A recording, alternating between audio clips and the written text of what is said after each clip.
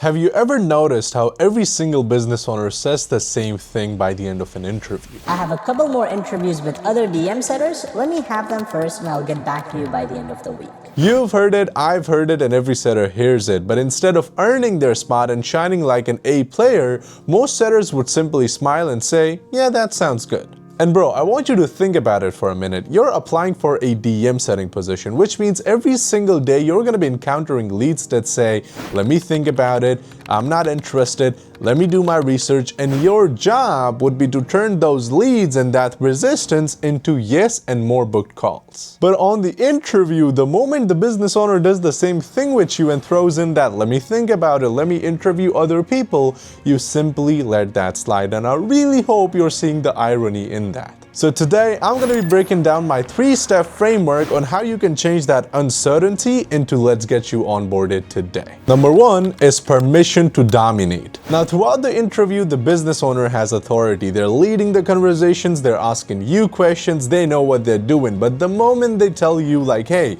let me go back and interview others, this is the moment where you flip the script and gain authority yourself. And you do that by going for the permission frame, which looks something like this.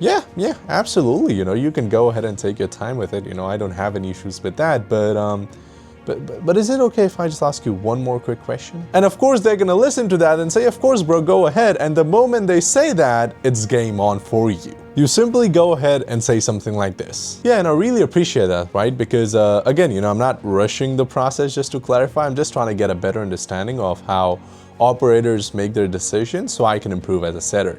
Now, the way that I look at it and think about it is if I wanted let's say a ring, right? And I find one that checks all the boxes, I'm not gonna go to the next 10 stores and see what's out there. I'm just gonna buy it.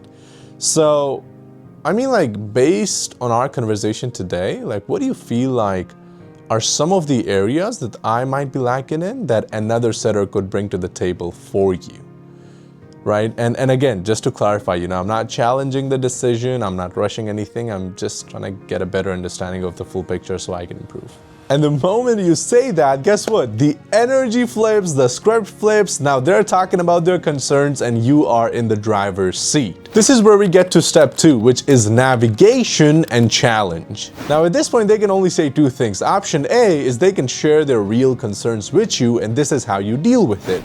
If they talk about your lack of experience, you talk about your role plays, your past KPIs, and the things you've achieved. If they talk about your lack of working hours, you show that you're flexible, you can work on the weekends, and you can work extra hours if need be.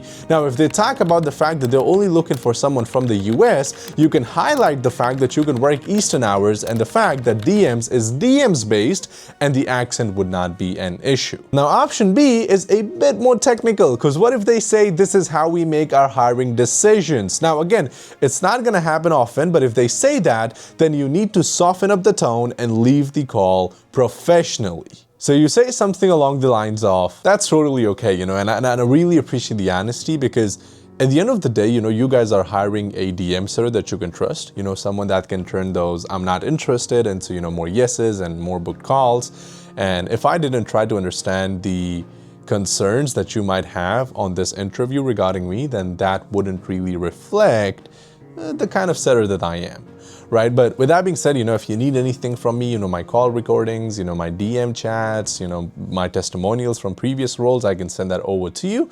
Otherwise, I can just wait till next week. Boom. It's clean, it's short, it's simple, and it helps you to stand out. Step number 3 is post-interview positioning. Now at this point, you're already the top candidate in their mind, not because you're the most skilled, but because you challenged the process to figure out the real concerns, which is something not even 0.3% of setters do. And just to kind of let you in on a secret, the interviewer didn't expect it, but they respected it. Now, after the interview, you wait a couple of hours and then you send something along the lines of, hey, Naeem, I really enjoyed our conversations.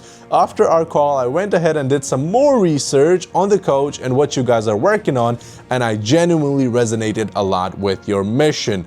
Again, loved our conversation and looking forward to being a part of the team. Boom, it's clean, it's short, and it kind of leaves them thinking about you throughout the interviews they're having with other people.